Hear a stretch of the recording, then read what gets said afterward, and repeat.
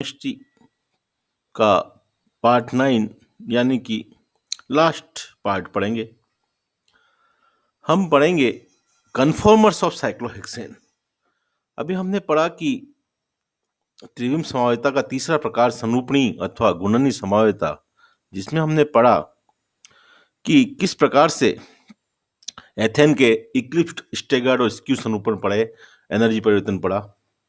अब इसमें एक इम्पोर्टेंट पार्ट है, वो है साइक्लोहेक्सेन। एलिसाइक्लिक यौगिकों में साइक्लोहेक्सेन एक इम्पोर्टेंट कंपाउंड है। इसके जो संरूपण है उसके बारे में हम पढ़ेंगे। अगर हम आगे जब पढ़ेंगे साइक्लोएल्केन तो देखेंगे कि साइक्लोएल्केन में बेयर स्ट्रेन थ्योरी पढ़ेंगे। उस बेयर स्ट्रेन थ्योरी में बेयर ने कहा है कि सभी वलय जो बनती है साइक्लोएल्केन्स में, रिंग्स, उनमें सभी कार्बन परमाणु एक प्लेन में होते हैं, एक तल में होते हैं। परंतु इसके विपरीत, in contrary to Baeyer strain theory, Sachse वैज्ञानिक 1890 proposed that the cyclohexane or any cycloalkane rings having more than 5 carbon atoms are not planar but puckered, in which rings are strainless.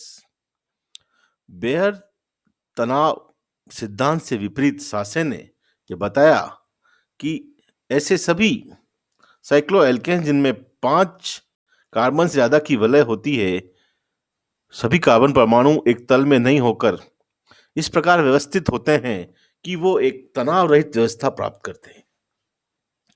Sasse proposed that cyclohexane can exist in 2 strainless conformations, boat form and chair form.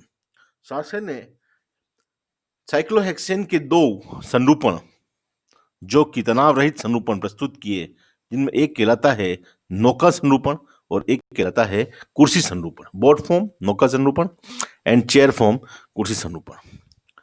इसी सासे के सिद्धांत को बल देने के लिए मोहन ने 1931 में suggested that these are 2 conformers of cyclohexane. Due to less energy difference between two, it is not easy to isolate them at room temperature. Sachse को सिद्धांत को बल देते हुए मोहन ने भी बताया कि साइक्लोहेक्सेन के 2 संरूपण होते हैं तथा हम इसे प्राप्त इसलिए नहीं कर पाते हैं क्योंकि इनमें ऊर्जा का अंतर इतना कम होता है कि ये एक दूसरे में परिवर्तित होते रहते हैं और कमरे के ताप पर इन्हें अलग अलग पृथक प्राप्त करना संभव नहीं होता है। The chair form of cyclohexane is rigid, whereas the boat form is flexible structure. Although both the chair and boat forms are free from angle strain, but the total strain, steric and torsional, in both conformation is larger than that of the chair conformation. Thus, the chair form is more stable than boat form. इसको हम समझेंगे कि chair form एक rigid यानी कि स्थिर संरचना होती है, जबकि नौका संरूपण जो है वो फ्लेक्सिबल होता है, वो चेंज होता रहता है।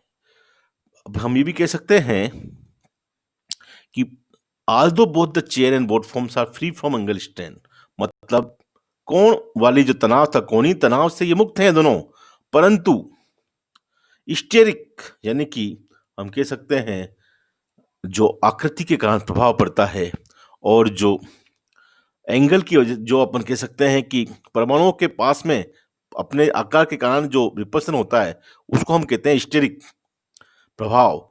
उस स्टेरिक प्रभाव के कारण the board conformation is larger than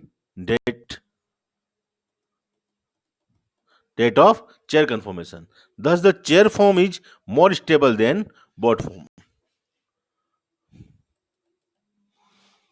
There is slight energy difference between these 2 forms, so they are readily interconvertible and they remain in equilibrium. मैंने पहले भी बताया, इनमें बहुत कम ऊर्जा का अंतर होने की वजह से ये आपस में अंतर परिवर्तित होती रहती है और ये साम्य में रहती है। अगर हम देखें तो cyclohexane exist in 1000:1 ratio of chair and board isomers.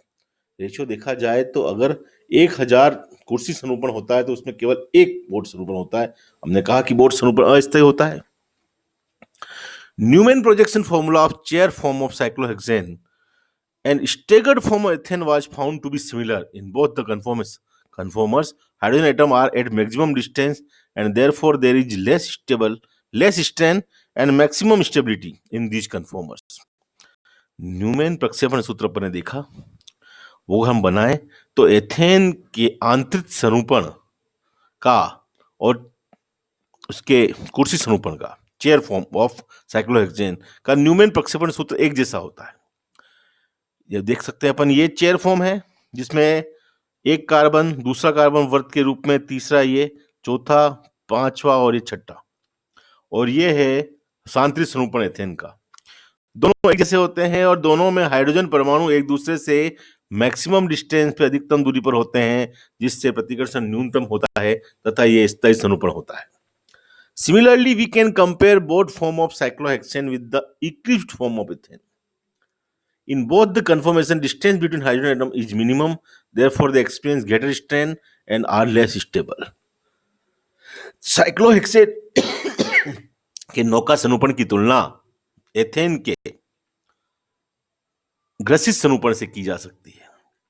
जिस प्रकार ग्रसित सरूपण में हाइड्रोजन परमाणु न्यूनतम दूरी पर होते हैं, उसी प्रकार नौका सरूपण में भी हाइड्रोजन परमाणु न्यूनतम दूरी पर होते हैं, जिससे इसे हम अबंधी प्रतिकर्षण भी कह सकते हैं। Non bonded repulsion, steric repulsion सबसे अधिकतम होता है, जिससे ये अधिक ऊर्जा का एक कम स्थायी सरूपण होता है। अब अपन बात करें एक्सियल और इक्विटोरियल बॉन्ड के हिसाब से भी समझना चाहें तो in cyclohexane 12 CH bonds are divided into 2 categories. Cyclohexane में 6 कार्बन परमाणु होते हैं तो 12 CH बॉन्ड होते हैं। उनको हम 2 वर्गों में बांट सकते हैं। 6 CH bonds parallel to axis are called axial bonds A, whereas the other 6 CH bonds which are in the plane of ring known as equatorial bonds E. तो 6 कार्बन तो एक्सियल होते हैं, 6 कार्बन इक्विटोरियल होते हैं। In chair form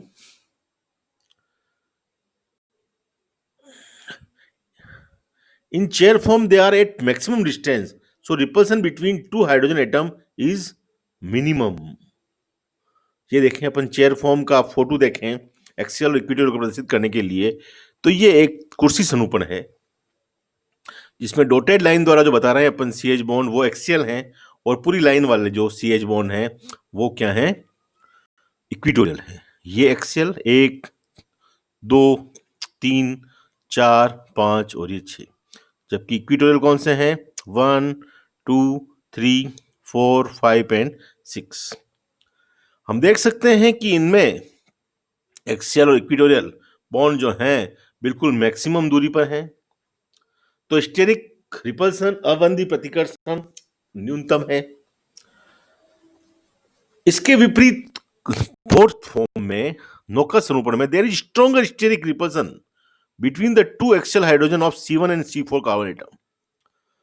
These hydrogen is also known as bowsprit or S and flagpole or F hydrogen, and repulsion is known as SF repulsion. अपन देखें photo देखें, इसका चित्र देखें तो C1 और C4 कार्बन के एक्सियल हाइड्रोजन हैं जिनको SF हाइड्रोजन भी कहते हैं। क्या कहते हैं, बowsprit एंड फ्लैगपोल हाइड्रोजन। ये बिल्कुल एक दूसरे के बिल्कुल पास में है, जिससे इनमें अबंधी प्रतिकर्षण सबसे अधिकतम होता है। Furthermore, remaining hydrogen atom from C2 to C6 are also eclipsed, और अन्य बचे हुए जो हाइड्रोजन हैं वो भी इसमें ग्रसित अवस्था में होते हैं, जिससे ओवरऑल रिपल्सन बहुत ज्यादा होता है, प्रतिकर्षण बहुत ज्यादा होता है कुर्सी सरूपण की तुलना में। इसलिए कुर्सी सरूपण नौका सरूपण से अधिक स्थायी होता है और हमें कमरे के ताप पर केवल कुर्सी सरूपण ही प्राप्त होता है। ये हमने स्टीरियोकेमिस्ट्री मैक्सिमम कवर करने की कोशिश की है इन 9 लेक्चर्स में। इसके अलावा कुछ पार्ट बचा हुआ है जो स्टूडेंट पढ़ेंगे और प्रॉब्लम आती है अगर, तो हम उस पार्ट को कवर करने का प्रयास करेंगे। हमने 9 चैप्टर में पढ़ा, प्रकाशिक समवायता पढ़ी, ज्यामितीय समवायता पढ़ी एंड सनुपणी समवायता पढ़ी। प्रकाशिक समवायता, ज्यामितीय समवायता और सनुपणी समवायता, इन तीनों में कोई प्रॉब्लम हो तो बताएं।